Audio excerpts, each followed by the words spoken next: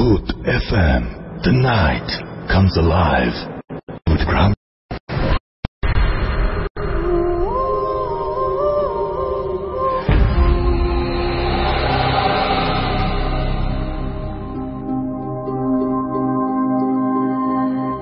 পৃথিবীর এক প্রান্ত থেকে আমরা একটু শুনি তো কি হয়েছিল। Thank you very much Rasel ভাই। ঘটনা শুরু করার আগে আমি একটা জিনিস বলতে চাই, আর কিছু ফ্রেন্ডস এর কথা আমি বলতে চাইছি। সরি, ফার্স্ট অফ অল যদি না বলি, আচ্ছা, দিবস, তারপরে হচ্ছে শাহেদ, বাবু এবং হচ্ছে হাসান, এই চারজন আমাকে স্টোরির ক্ষেত্রে প্রচুর স্টোরি কালেক্ট করার ক্ষেত্রে হেল্প করে। So thank you very much. And ঘটনা শুরু করি। সো ঘটনা শুরু করার আগে একটা জিনিস যেটা রাসেল ভাই বললেন, যে আমরা ইউজুয়ালি কি করি, আগ্রহ কম বেশি সবারই একটা ইয়াং এজে দেখা যায় প্যারানর্মাল বা সুপারন্যাচারাল বিষয়গুলোর ব্যাপারে থাকে, এবং আমরা নানান রকম ভাবে এটা নিয়ে জানার চেষ্টা করি, রিসার্চ করি। সো এটা এমনই একটা ঘটনা যে, দেখুন রাসেল ভাই, সুপারন্যাচারাল এবং টেকনোলজি দুটো কিন্তু সম্পূর্ণ ভিন্ন মেরুর দুটো বিষয়, দুটো ভিন্ন, একদমই ভিন্ন মেরু। যেখানে সুপারন্যাচারালের জন্ম হচ্ছে অন্ধকার একটা জগতে, সেখানে প্রযুক্তি হচ্ছে সভ্যতার সর্বোচ্চ উজ্জ্বল আলোকিত একটা সেকশন। একদম। আমি যে ঘটনাটা এখন বলবো, এখানে সুপারন্যাচারাল এবং হচ্ছে টেকনোলজি দুটো একসাথে মিলেমিশে একাকার হয়ে গেছে। ঘটনাটা এটা কালেক্টেড একটা ঘটনা, এই ভেরি রিসেন্টলি আমি ঘটনাটা জানি। তো এটা যার সাথে ঘটনাটা ঘটে বেশ কয়েক বছর আগে, সে তখন সে ইউনিভার্সিটি স্টুডেন্ট ছিল। আচ্ছা। সে একটা বেশ রিচ বা স্টেবল একটা ফ্যামিলিতে বিলং করতো। দুই ভাই ছিল, এবং যেটা হচ্ছে খুবই স্মার্ট একটা ছেলে, খুব brilliant student in every manner. সে তার সার্কেলে এমন ছিল যে technology freak, modern technology, any kind of thing যেটা নতুন আসছে বা আপডেটেড, সে তার সার্কেলের মধ্যে সবার আগে এটা এমন ছিল। সো হোয়াট হ্যাপেন যে সাডেনলি ওই বয়সে যেটা হয় যে এই টাইপের বিষয় নিয়ে আগ্রহ থাকে, তো সে আগ্রহ এই বিষয়গুলো নিয়ে জানার চেষ্টা করতো, রিসার্চ করতো। তো এটা করতে করতে যেটা হয় যে সাডেনলি সে এটার মধ্যে অনেক বেশি ইনভলভ হয়ে যায়, এবং ইনভলভ হয়ে যাওয়ার ব্যাপারটা এমন হয় যে সবাই ইভেনচুয়ালি টের পায়। প্রথম দিকে সব কেউ এটা বুঝতে পারে না যে এটা কতটা ইম্প্যাক্টটা কেমন, সে কতদিন ইনভলভ। যেটা হয় যে একসময় সে অসুস্থ হয়ে যায়, এবং অসুস্থ হওয়ার পরে যখন সে হসপিটালাইজ ছিল, তখন হচ্ছে তার ফ্রেন্ডরা এটা জানতে পারে যে ওকে ফাইন, সে এতটা ডিপলি ইনভলভ। এবং তার বাসায় যাওয়ার পরে বেসিক্যালি সে যখন হসপিটাল থেকে ব্যাক করে, যে একটা মানুষ যদি দিনের পর দিন একটা রুমের মধ্যে like for 1 month or 2 months আপনি যদি প্রয়োজনের বাইরে ঘর থেকে বের হননি, অন্ধকার একটা ঘর, যেমন একটা এনভায়রনমেন্ট হবে, এই ধরনের একটা অবস্থা। এটা দেখে তার ফ্রেন্ডরা বেশ আর কি হয়ে যায় যে মানে কেমন লাইক সুপারন্যাচারাল বিষয়ে আগ্রহ থাকা, এটা নিয়ে জানা, রিসার্চ করা, দ্যাটস ডিফারেন্ট থিং। এতটা ইনভলভ যে তুমি নিজের প্রতি খেয়াল রাখার সময় পাচ্ছ না, বা তোমার রেগুলার লাইফ ইম্প্যাক্ট হচ্ছে, এটা কোনোভাবে অ্যাকসেপ্টেবল না।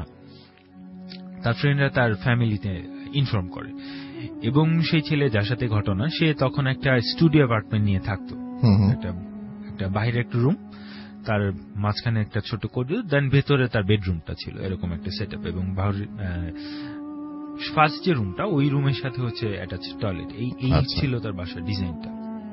এনিওয়ে, সো যেটা হয় যে তার ফ্রেন্ডরা তার ভালোর জন্য, তাকে থামানোর জন্য তার ফ্যামিলিকে এটা ইনফর্ম করে, বাট এটার ইম্প্যাক্টটা নেগেটিভ হয়। সেই জিনিসটাকে একটা বিট্রায়াল হিসেবে নেয়, এবং তার ফ্রেন্ডের সাথে যোগাযোগ বন্ধ করে দেয়।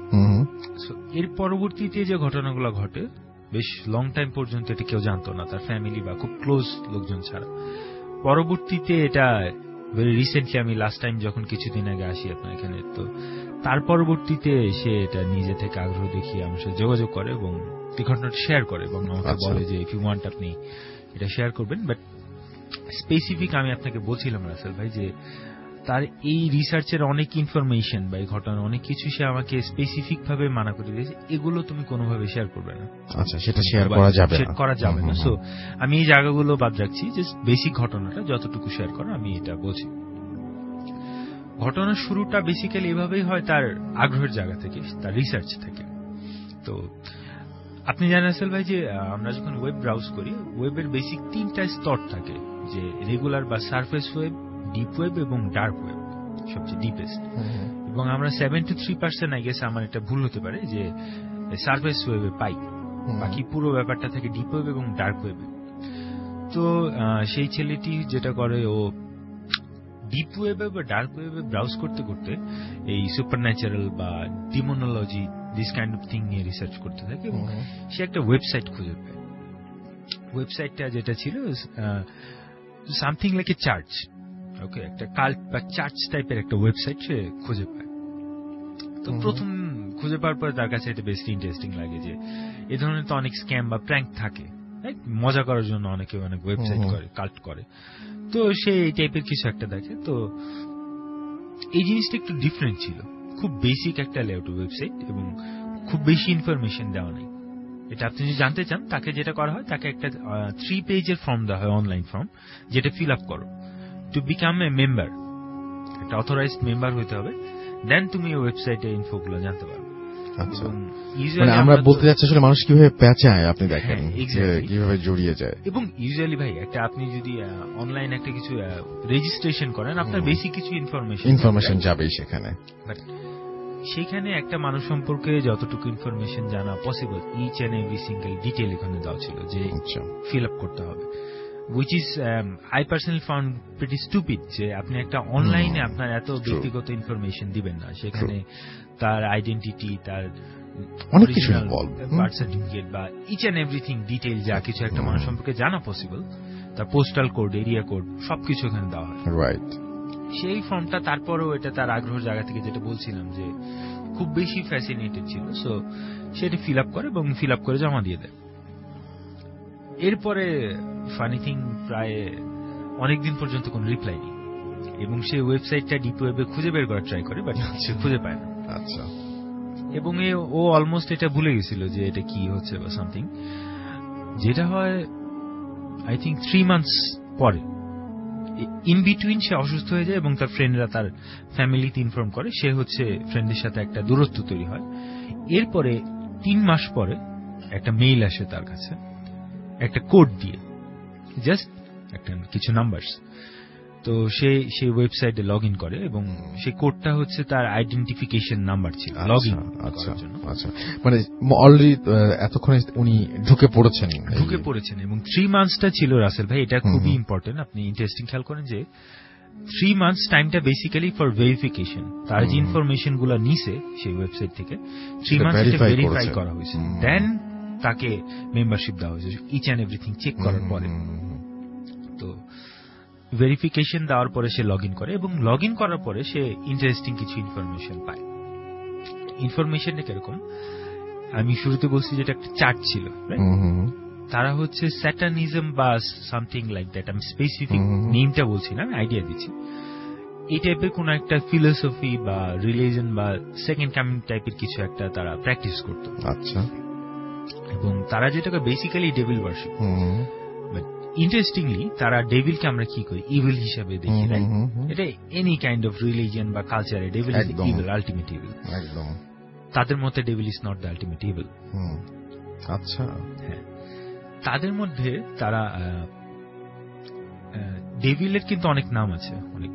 তারা একটা নাম উল্লেখ করে, I think it was like Samael, আচ্ছা, আই থিঙ্ক ইট ওয়াজ রং, এবং যার অর্থটা হচ্ছে দ্য লাইট ব্রিঙ্গার।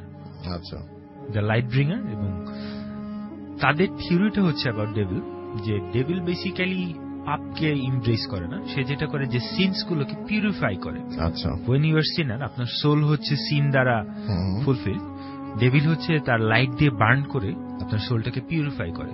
এবং এমন একটা টাইম আসবে যখন ওয়ার্ল্ডে আলটিমেট ইভিল যারা বা ইভিলের অনুসারী, তারাই হচ্ছে আলটিমেট গুড হিসেবে বা সেইন্ট হিসেবে আবির্ভাব হবে। এবং বর্তমানে যারা যেসব থিওরি বা যেসব রিলিজিয়ন ইচ এন্ড এভরিথিং যারা হচ্ছে সেইন্ট হিসেবে আমরা কাউন্ট করছি বা গুড হিসেবে, তারাই হচ্ছে কনভার্টেড হয়ে যাবে ইভিলে। তাদের থিওরিটা কিছুটা এই টাইপের ছিল এবং বেশ ফিলোসফিক্যাল কথাবার্তা কিন্তু রাসেল ভাই। ওরকম খুব অদ্ভুত রিচুয়াল বা সামথিং এই টাইপের কোনো কথাবার্তা ফর এ লং টাইম ওর সাথে তারা বলেনি। তারা একটা এরকম এনশিয়েন্ট আই থিঙ্ক ফোকলোর বা সামথিং এই ধরনের কোন একটা ফিলোসফি তারা তার সাথে শেয়ার করছে। আচ্ছা, তো একসময় যেটা হয় ও এই ব্যাপারগুলোতে বেশ আগ্রহী হয়ে পড়ে, বেশ ইনফরমেশন সে পায়, ইন্টারেস্টেড ফিল করতে থাকে। তো তখন সে আরো বেশি জানতে চায়। তো এই টাইমে ওয়েবসাইট থেকে তাকে আর কি এখানে একটা চ্যাট গ্রুপের মতো ছিল, তার সাথে কথা বলতো বা চ্যাট হইতো। ওখান থেকে তাকে বলে যে এর চেয়ে বেশি যদি তুমি ডিপলি এটা জানতে চাও, you need teacher, right? So সে বলে যে ওকে ফাইন, টিচ মি, আপনারা তো এখানে আছেন, সো টিচ মি। বাট তারা বলছে no, not that kind of teacher, you need a spiritual teacher. Spiritual teacher, okay fine, so বুঝ দ্যাট। তারা তাকে গথিক ডিমন নামের একটা কনসেপ্টের সাথে তখন পরিচয় করে। এটা হচ্ছে অ্যাকর্ডিং টু ওল্ড টেস্টিমেন্ট, অনেকগুলো ভার্স আছে আবার আপনি খুব ভালো করে জানেন যে 40 লিজেন্ডস অফ ডিমন উল্লেখ করা আছে। এর মধ্যে প্রত্যেকটা legend have a king, king, queen and prince, যারা হচ্ছে এই লিজেন্ড গুলোকে লিড করে। যারা রেগুলার ডিমন তারা হচ্ছে লাইক মানে wild animals, it is impossible, almost impossible to control them. But যারা কিংস এন্ড প্রিন্স, এদের ক্ষেত্রে তারা বলে যে they are force of nature, like আমাদের এক্সিস্টিং যা কিছু আছে, আমাদের বডি, আমাদের ফিজিক্যাল ওয়ার্ল্ড, আমাদের আলো বাতাস, each and everything are form of energy. এবং অ্যাকর্ডিং টু দেম এই ডেভিল হচ্ছে লাইক এই গোথেটিক ডিমন্স আর হচ্ছে এই ফোর্স অফ নেচার, এনার্জি, যাদেরকে ইফ ইউ ওয়ান্ট, তুমি যদি বিলিভ করো এবং রাইট ওয়েতে তাদের অ্যাওয়েক করার ট্রাই করো, they would be again within you. আপনি আপনার নিজের মধ্য থেকে তাদের অস্তিত্বটাকে বের করে আনতে পারবেন, because you are part of nature, right? তারপরে কি ঘটলো ওনার জীবনে? তারপরে কি হলো? এরপর তাকে যেটা করা হয় যে বেশ কিছু এরকম রিচুয়াল দেওয়া হয়, এবং এটা ইন্টারেস্টিংলি বেশ লং টার্ম একটা রিচুয়াল। আচ্ছা, ধরেন আমি স্পেসিফিক বলছেন 30-40 ডেজ এরকম একটা লং টার্ম রিচুয়াল দেওয়া হয়, এবং সে নিয়মিত ভাবে এটা প্র্যাকটিস করতে থাকে। আচ্ছা, মিনওয়াইল তার আদার্স সব কাজ অলমোস্ট অফ হয়ে যায়, এবং সেগুলোতে নিশ্চয়ই তার কোনো ইন্টারেস্ট ছিল না, মানে শুধুমাত্র ওটার প্রতি সে একদম ফুললি ডাইভার্টেড হয়ে গেছে নিজের অজান্তে। যেটা শুরু হয়েছিল জাস্ট একটা কৌতূহল থেকে, এবং এর মধ্যে কিন্তু তার ফ্রেন্ডের সাথে তার একটা ডিস্টেন্স তৈরি হয়ে যায়। সেটা যে শেয়ার করবে কারোর সাথে এই উপায় নাই, সে কমপ্লিটলি এটার মধ্যে ঢুকে যায়। আচ্ছা, তো ফাইনালি যেটা হয়, যেদিন the last day ritual complete হয়, সে সন্ধ্যা থেকে বসে এটা প্র্যাকটিস করতে থাকে, ইনচ্যান্ট করতে থাকে বা সামথিং। রাতের বেলায় যেটা হয়, সাডেনলি একদম অল দ্য সাডেন সে এরকম 30-40 ডেজ ধরে এটা প্র্যাকটিস করছে, এভরিথিং ওয়াজ গুড, সে স্ক্যার ছিল না, মোটে ইন্টারেস্টেড ছিল। সাডেনলি তার মধ্যে তীব্র একটা আতঙ্ক ভর করে দ্য ফাইনাল ডে, রাতের বেলায়। এবং ভয়টা এমন ছিল, সে ফিজিক্যালি লাইক অসুস্থ ফিল করছে এমন। আচ্ছা, বাট হি ডিড যে সে উঠে যায় এবং উঠে তার ঘরের লাইটার জ্বালিয়ে দেয় এবং ডিসাইড করে যে ওকে ফাইন, হয়তো আজকে আমি লং টাইম এরকম করছি দেখে আমার খারাপ লাগতেছে, সো আজকের মতো বাদ দিই। সে বাদ দেয়, বাদ দিয়ে খাওয়া দাওয়া করে এসে বসার পরে কিছু অদ্ভুত জিনিস সে খেয়াল করে। তার বাসার আশেপাশে তার জানালার বাইরে কিছু সাউন্ড হচ্ছে। আচ্ছা, লাইক খুব মৃদু কিছু সাউন্ড, কেউ জাস্ট টাচ করছে বা ট্যাপ করছে, এই ধরনের সাউন্ড। সে বেশ ভয় পাইতে থাকে এটা থেকে, যে বেশ কিছুক্ষণ যখন সাউন্ড হয় এবং লাইক ফিস ফিস করে কেউ তাকে ডাকছে এরকম একটা সাউন্ড। তো সে ঘরের সবগুলো লাইট জ্বালিয়ে দেয়। লাইট জ্বালিয়ে দেওয়ার পর ইউজুয়ালি তো লাইট থাকলে আমাদের ভয় কম করে, খুবই স্বাভাবিক। ফার্স্ট যে ঘটনাটা ঘটে, তার বাইরের রুমে বিবরণ দিচ্ছিলাম যে স্টুডিও অ্যাপার্টমেন্টে থাকতো, বাইরে একটা রুম, রুমের সাথে অ্যাটাচড একটা বাথরুম, এবং এরপরে একটা ছোট করিডোর যেটা ক্রস করে তার বেডরুম, এই প্যাটার্নে। তার ওয়াশরুমের লাইটটা কেটে যায়। আচ্ছা, সাডেনলি এটা প্রথম হলো, ফার্স্ট। আচ্ছা, তারপর সেই রাতে, এটা এক রাতের ঘটনা, এবং সে এটা চেক করতে যায়। চেক করে যখন ওয়াশরুমের ডোর ক্লোজ করে আসতে নেয়, সে ফিল করে ওয়াশরুমের ভিতর হয়তো কেউ আছে। যে অন্ধকার হয়েছে তারপর থেকে অস্তিত্ব টের পাওয়া শুরু করেছে। এক্স্যাক্টলি। সে লাইটের দিয়ে চেক করে, কেউ নেই। বাট যখন চলে আসে তার মনে হয় যে ভেতরে কেউ আছে, যে কেউ gently tapping on the door, knock মানে ধাপ ধাপ করে শব্দ করছে, ধাপ ধাপ করে না, খুব জেন্টেল স্মুথ, আস্তে আস্তে আস্তে আস্তে। ছোট একটা বাচ্চা যদি নক করে সে যেভাবে নক করে, খুব খুব জেন্টেল একটা নক। আচ্ছা, সে তার রুমে চলে আসে। নেক্সট টা যেটা হয়, তার টয়লেটের সাথে যে বাইরের যে রুমটা, সেই রুমের লাইটটা কেটে যায়। এবার হি রিয়েলি গেট স্কেয়ার্ড। এবং এখন যেটা হয়, সে বাইরে কিছু হুটুপুটু সাউন্ড শুনতে পারে, লাইক হামাগুড়ি দিয়ে বাচ্চারা হাঁটার সময় যেরকম একটা ছোট্ট সাউন্ড হয় না, এমন একটা সাউন্ড। এবং হুইচ ইজ উইয়ার্ড, ধরেন একটা বাচ্চা আপনার পাশের রুমে হামাগুড়ি দিচ্ছে, আপনি সাউন্ডটা পাবেন যে ফ্লোরে, সারফেসে,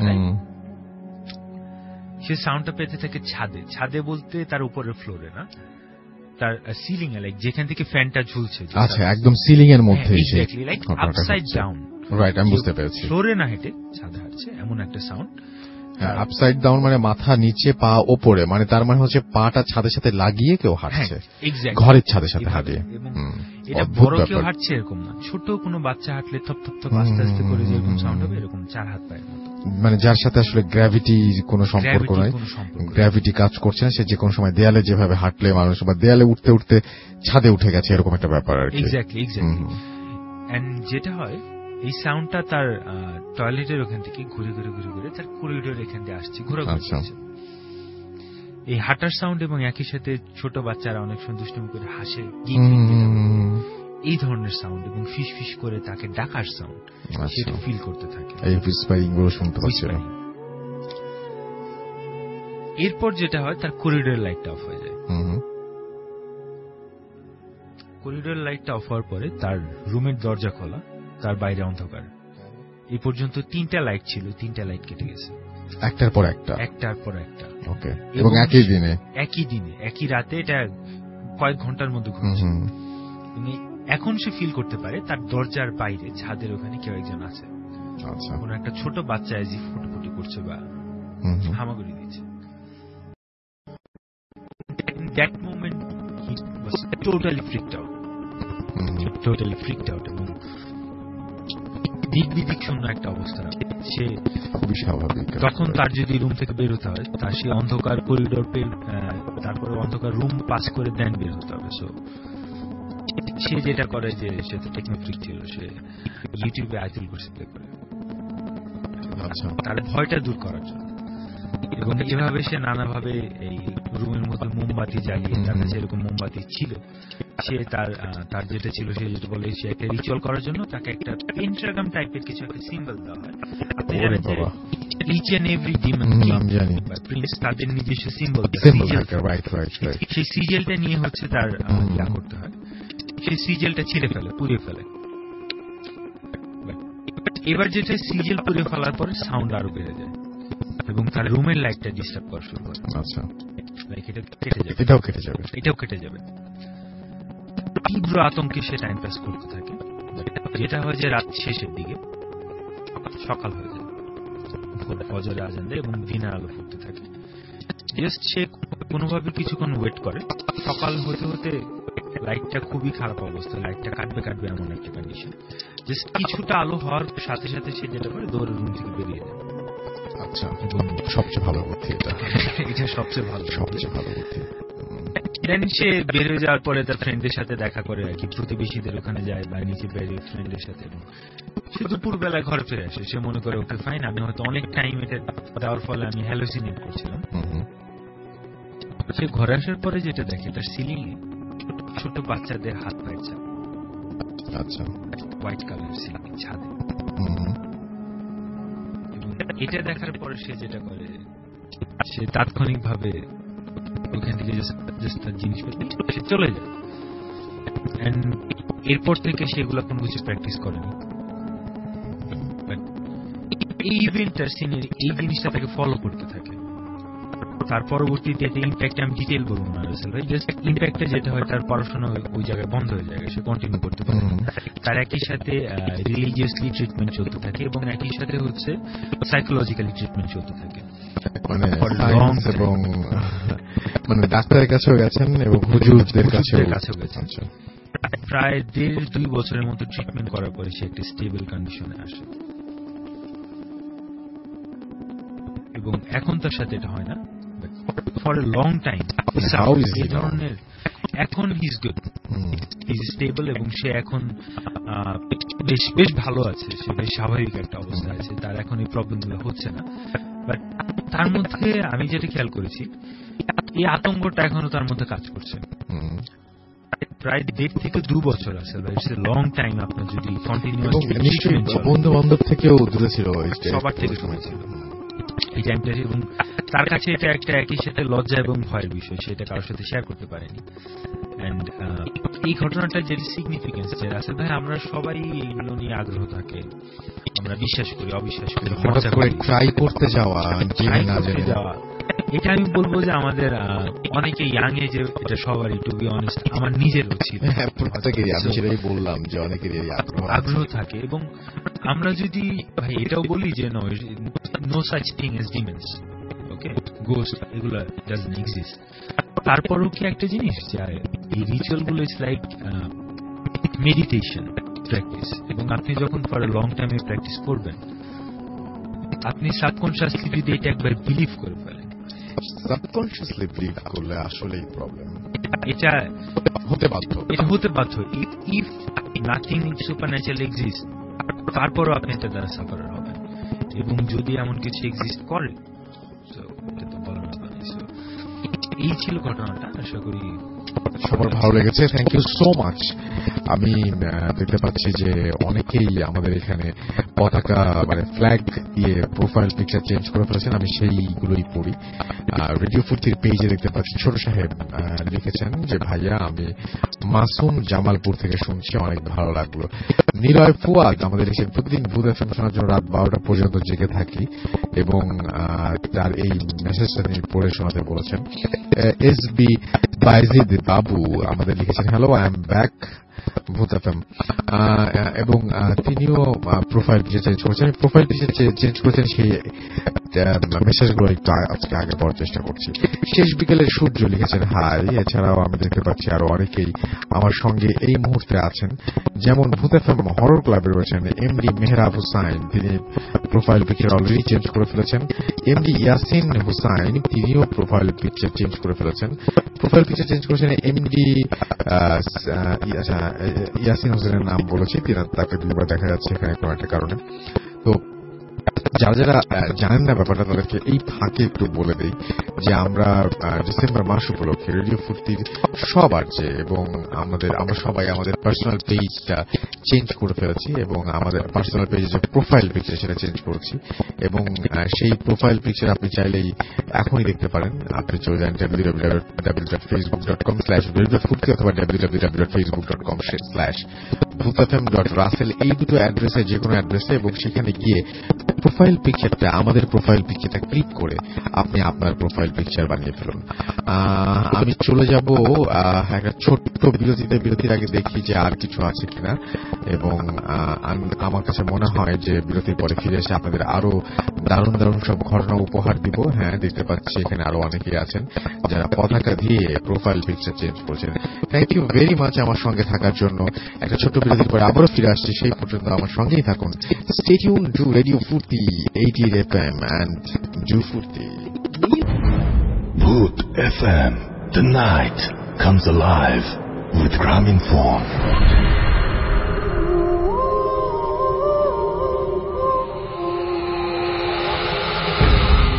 Yes, true. The night comes alive with Grameenphone. শুনছেন সবসময় রেডিও ফুর্তি 88 FM, and আমি রাসেল আছি সাথে, আমার সাথে রয়েছে মাসুম ভাই, এবং আজকের অতিথিরা। আপনাদের সবাইকে আরো একবার স্বাগত জানাচ্ছি ভূত এফএম। ইভান সরকার আমাদের লিখেছেন ঢাকা নতুন বাজার ভাটারা থেকে, এবং তার ইমেলটা এখন আমি পড়ে শোনাচ্ছি। তো তিনি যেভাবে লিখেছেন ইমেলটা, আমি সেভাবে ইমেলটা পড়ছি, এবং ইমেলের শুরুতেই তিনি লিখেছেন, রাসেল ভাই কেমন আছেন? আশা করি আপনি সব সময় ভালোর দলে। আমি ইভান স্টুডিওতে আসতে পারছি না, তাই মেল করে ঘটনাটা পাঠিয়ে দিলাম। তো এই ঘটনাটি আমি তাদের জন্য বলতে চাই যারা গ্রামের ঘটনা শুনতে চান এবং গ্রামের ঘটনার জন্য অনেক রিকোয়েস্ট করেন যে গ্রামের ঘটনা শুনবো। তো এই ঘটনাটা হতে পারে আপনার জন্য খুব পছন্দের একটি ঘটনা। আশা করি ভালো লাগলে পড়ে শোনাবেন। না, আসতে পারছি না, তাই আমি আবার মিলে চলে গেছি, কিন্তু তাই মেইল করে ঘটনাটা পাঠিয়ে দিলাম। আশা করি ভালো লাগলে পড়ে শোনাবেন। আমি স্কুলে শিক্ষকতা করছি। আমার বড় মামার কাছ থেকে ঘটনাটা শুনেছি। আমি ঘটনাটা আমার মতো করে বলছি। আমার বাড়ি গোপালগঞ্জের রাধাগঞ্জ এলাকায়। আমার 3 মামা ও তাদের 3 বোন। এদের মধ্যে আমার মা ছিল তাদের ছোট আদরের বোন। রাধাগঞ্জ থেকে আমার মামা বাড়ি প্রায় আমার মামার বাড়ি 3 কিলোমিটার দূরে অবস্থিত।